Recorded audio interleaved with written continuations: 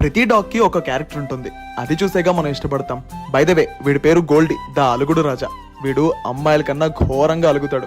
చూసారా వాడు క్యూట్ అలుగుడు? వాడిని బయటకు వదలడం లేదని అలిగిపోయాడు. సరే అని బయటకు వదిలితే మొత్తం మట్టిలో ఆడుకొని గలీజ్గా తయారవుతున్నాడు.